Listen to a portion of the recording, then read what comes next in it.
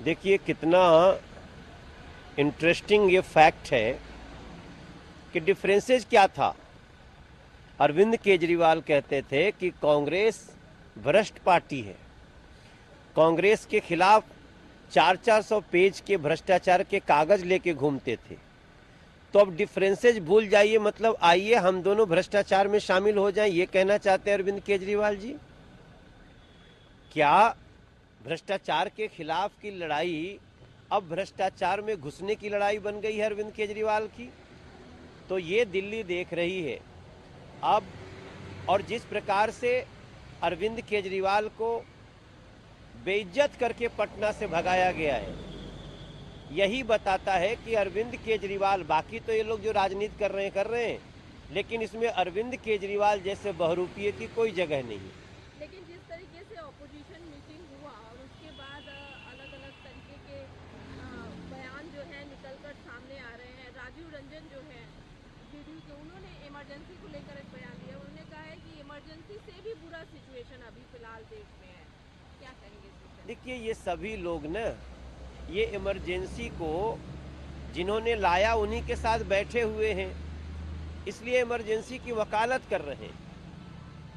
मैं इमरजेंसी के दृश्यों का, इमरजेंसी की बातों का भी मैंने ट्वीट किया है, आप उसको एक बार देखिए। निर्दोष लोगों को गोली से उड़ा देना, अखबारों को बंद कर देना, मीडिया कुछ कह नहीं सकती, कुछ लिख नहीं सकती, कुछ छाप नहीं सकती, कुछ दिखा नहीं सकती, इसका समर्थन कर रहे हैं वो।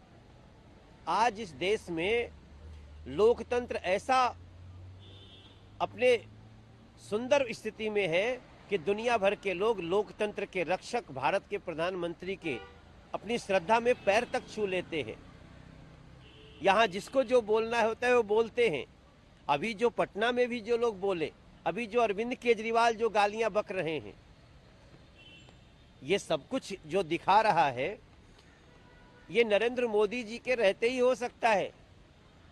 जहां जहां ये लोग शासन में हैं, क्या पश्चिम बंगाल में लोकतंत्र है?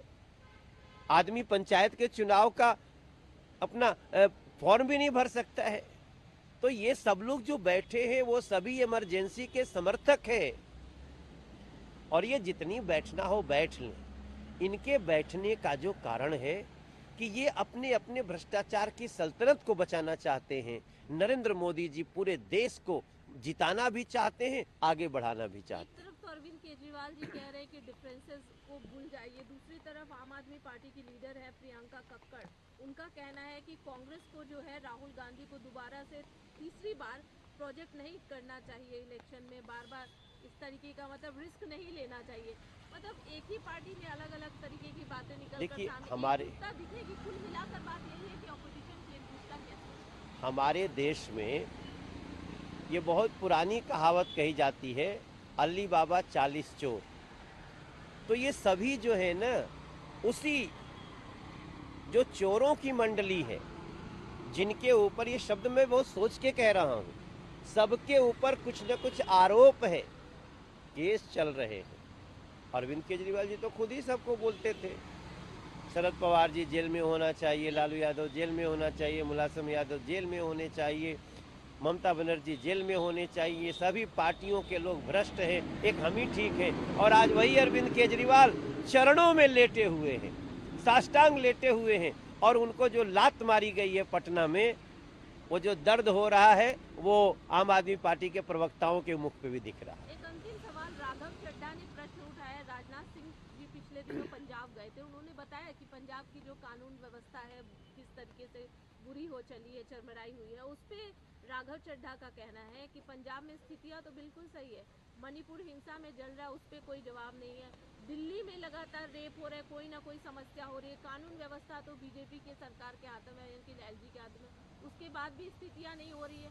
अपना स्टेट दिख नहीं रहा है। पंजाब जहाँ की सब कुछ शांत है, वहाँ पर प्रश्न उठा रहे हैं। देखिए पंजाब की स्थिति तो इतनी बुरी है, लॉ एंड ऑर्डर की व्यवस्था इतनी बुरी है कि पंजाब के लोग आम आदमी पार्टी के नेताओं को दौड़ा ले रहे हैं, और इसके समय समय पे दृश्य आ रहे हैं। जहां तक रही दिल्ली की बात, दिल्ली में जरूर कुछ ऐसी घटनाएं हुई हैं जिसको हम चिंता का विषय मानते हैं। लेकिन इस चिंता में हमारी चिंता ये है कि जब यहाँ की दिल्ली की पुलिस अपराधियों को पकड़ती है तो जो प्रोसिक्यूटर्स लगाए जाते हैं दिल्ली सरकार से, उन पर दबाव रहता है कि आप कुछ अपराधियों को जाति धर्म के आधार पर छोड़ो। मैं समझता हूं राघव चड्ढा जी हों, अरविंद केजरीवाल जी हों, अपनी इस नीति को सुधारें, वरना इनको हटा करके दिल्ली अपने लिए अच्छी नीति